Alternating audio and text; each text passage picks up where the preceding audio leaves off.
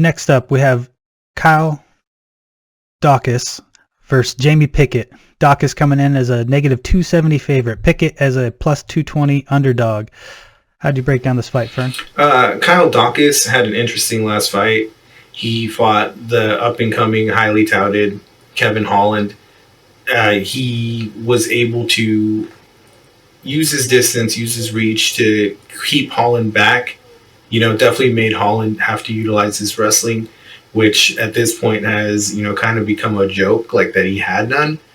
For this fight, Holland had been training with Daniel Cormier and his team, and it was an unfortunate ending where they clashed heads. It ended up being initially a victory for Daukaus, but upon reviewing it, it showed that they clashed heads, and that caused the subsequent follow-up. Regardless of that, I just still broke the fight down looking at, we didn't know that it's what had happened. What did we see with what had happened during the fight? During that fight, you see him duck and shoot right away. Again, knowing Holland's weakness is his wrestling, goes in for the clinch, underhooks, which is, textbook. You want to get control of their body, control of their arms. Holland starts looking for, trying to get an underhook. Ends up reversing him against the cage. And he did this weird kind of Nelson hold. So Daukaus has, essentially an overhook with his left arm. Like he's going to go for a guillotine. He ends up wrapping it under Holland's body, over his back, and doing like a clinch and just holding him there. And it was interesting because I hadn't seen anyone do that. It was almost like he was going to go for a standing neck crank, and Holland was just able to hold and essentially delay until the ref split them up. So when they got split up and they reset, that's when unfortunately they collided heads. Again, going off of the fact that we didn't know that when it happened, Daukaus starts going in for the finish, starts going in for submissions, sprawls. Holland, was in survival mode, but used whatever wrestling he had learned to try to get a hold of him. Daukaus looked to go for, it was crazy. It's like 5 or 6 submissions he tried in a row. So he sprawls. It looks like he goes for a guillotine right away, and Holland fights it off. Then he switches it to a Darce choke, which is, like an arm, essentially like a triangle kind of hold with their head down against your chest. And, some people call it like similar to a gator roll. And from that, he goes to guillotine and then ends up taking his back and finishes it with the rear naked choke. It's very cool to watch because to me that showed me that he has a great submission game, great ground game.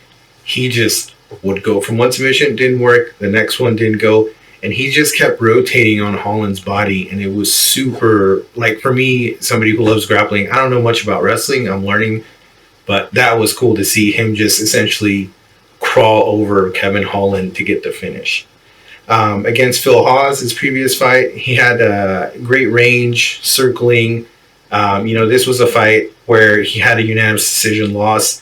Phil Hawes, stocky, powerful guy, was able to just impose his will on Daukaus, use that power, get on the inside swing. But it made me see how Daukaus fights when he's losing. And I think it was a pretty close fight for me personally up until the 3rd round when Hawes clearly had him hurt.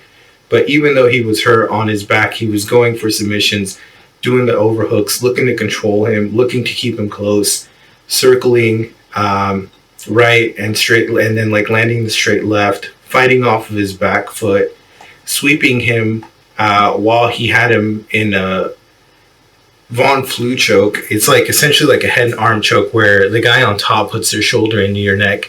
So he's essentially mounted from the side mount. And Daniel Cormier, you're familiar with this, Colby probably. He called it a high flyer, which is apparently a wrestling move. So he is on his back with in the Von Flue choke, and he essentially just arches and flips.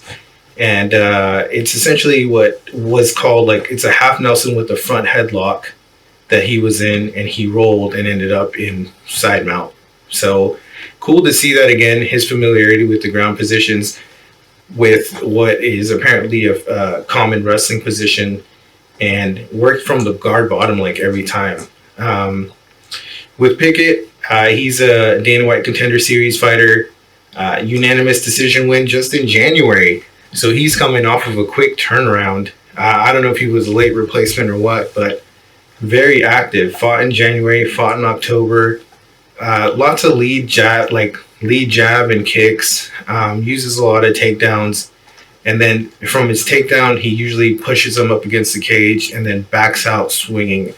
So it's going to be a very interesting fight, because you have, for me, a person who keeps the distance fighting a person who comes forward and like looks to not just wrestle, but come in, back out, swing. And I'm very excited for this one. Daukaus, I want to see him come back and show more of what he did against Holland and against Hawes. What are your thoughts on this, Colby? Well, I guess first thing, I'm not sure if it's pronounced Daukaus or what, but I feel like it feels like it's a classic grappler versus striker match if you're to look at how these guys finish their fights, where Pickett has a bunch of submissions on his resume, Daukaus has a bunch of submissions on his resume, and Pickett has a bunch of KOs and TKOs on his resume. But actually, when you look at the statistics, they're very similar in terms of striking statistics and grappling statistics. So I'm really interested to see, is this going to be more of a stand-up fight? Is it going to be more of a grappling fight? I feel like Pickett seems like he may be a more well-rounded fighter if he has those kinds of grappling statistics and is able to finish guys standing. So I think it's going to be an interesting matchup, and I'm not sure, is it really going to be, the Pickett wanting to keep it up where he might have an advantage in terms of his finishes, or is it going to go to the ground? And if it goes to the ground, based on their stats, it seems like they both are very proficient on the ground. So don't have a leaning either way, other than to go with the experience of Daukaus. So not based on technique or any particular insight on style, but just based on the experience. I probably would agree with the odds makers here and pick Daukaus. Yeah, Daukaus to me has enough strength and skills to avoid the takedown, and if he gets taken down, keep fighting. I don't think Pickett has the power or the technique stand-up wise that Daukaus faced against Holland or Hawes. So I agree with the odds makers on this one as well.